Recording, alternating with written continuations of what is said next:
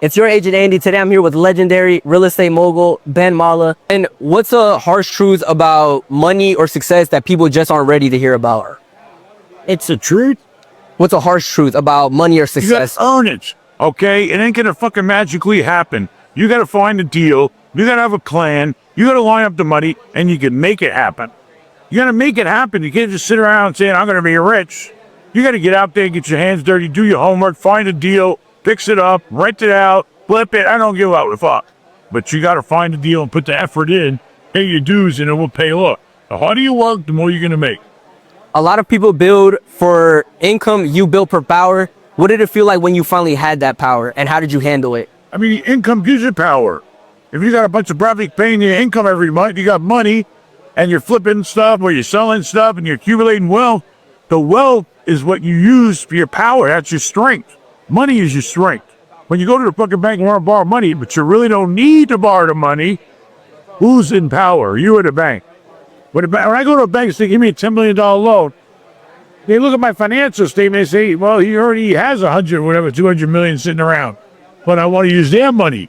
I'm the one in power. Right. And lastly, when did you realize that real estate wasn't a hustle, but a true, money machine?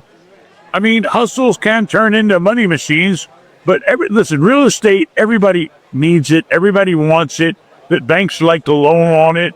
It's the most human thing connected to business you can imagine. Giving somebody a place to live, you're giving somebody a place to work. Real estate is the world. It's everything. Nothing would survive or be here if it wasn't for a place to work or live or whatever, anything. Schools, everything is real estate, right? Right. There you go. It's your agent Andy. Today I'm here with legendary Dave Meltzer. Dave, a lot of people build for income. You build for power. What was it like when you acquired that power, and how did you handle it? I prefer, instead of saying I build things for power, it's really for a mission. So it's more empowerment than power. And so I believe in applying the why that we all have, something bigger than us for the sake of something bigger than us. And I think when you realize that you can have a mission and empower others with empowerment, then the commissions follow the mission. And so I did spend my younger years in a more commission-driven world. Right. With a different type of power. But today it's more empowerment for the sake of helping other people, making a lot of money and having fun. Wow. What's something you could tell people about acquiring a lot of money that they might not know about? If all you want to do is acquire money, you'll never have enough because there's more money. And so instead of saying, I'll be happy when I have this amount of money, tell yourself, for the sake of what am I going to have that money? And when you understand the purpose of that money, money's just an energy. Right. Then you know that you have enough or more than enough to do what you need to do, and you'll continue to have more. But most people fall into the trap when they have a lot of money of thinking the money itself buys the happiness. It just allows you to shop. You still got to shop for the right thing for the right reason. And so for me, understanding money is powerful. If you buy the right things, it allows you to shop for the right reasons. Most people, like me when I was young, I bought things I didn't need to impress people I didn't like. And that's a sure way to empty this. For sure. Well, thank you so much for your time. Thank you, Agent Andy. Thank you, everyone. It's your agent Andy. Today I'm here with real estate legend Mark Shapiro. A lot of people, they strive for income, high income, but you strive for power.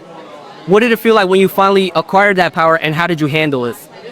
Well, quite frankly, when I became well off, when I became wealthy, I didn't handle it so well.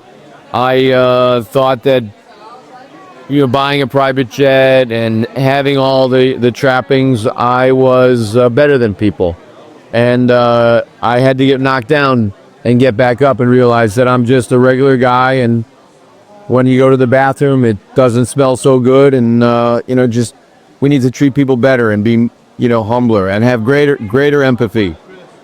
Now, last question, you being a real estate beast, what stands out to you for a realtor when you're partnering up with somebody?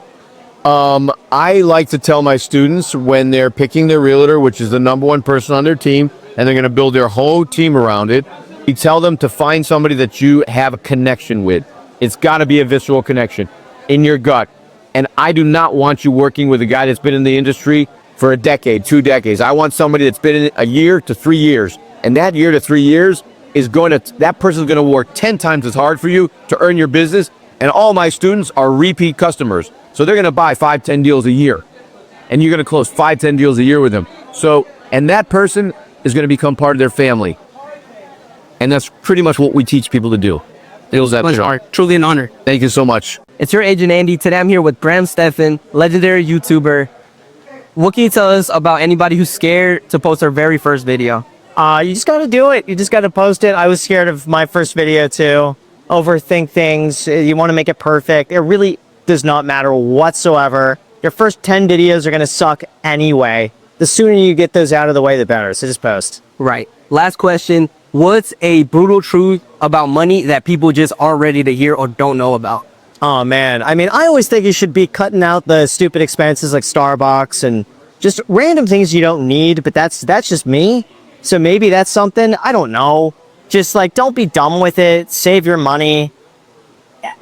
Don't be dumb. Don't be dumb with your money. That's it. Don't be No Louis Vuitton shoes. No Louis Vuitton shoes. Honestly, just get the knockoffs. It's the same thing. No one knows. Like, I've seen so much Louis Vuitton here. I had zero idea if it's real or fake. And no one cares at all. So it's just like things that produce money, things that matter. Like what? Yeah. And clothes, honestly, the best thing you can do for clothing is just get it tailored.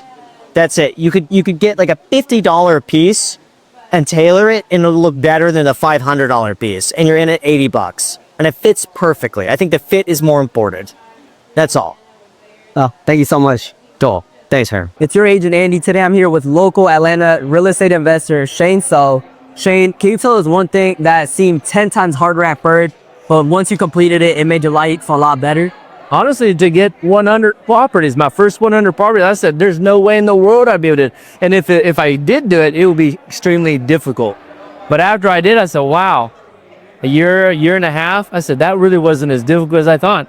You just got to be able to put the time, be disciplined, and take action.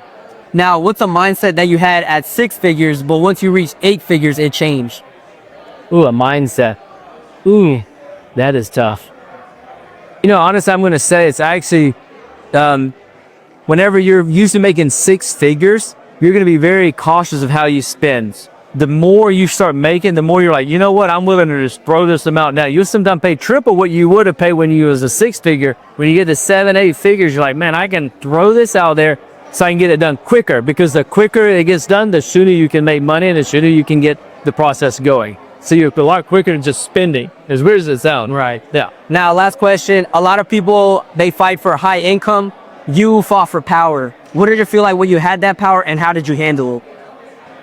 I don't know if I'd call it power, but what I do is I like to say that it's something like I'm able to bless. Okay? It's not like I'm spoiled, I'm blessed, right? It's not that I'm rich, I'm blessed. So as you get to the point where you're making money, if you're blessed, then you can bless others. So that's how I like to think of it. Yeah. Well, thank you so much, man. Thank you.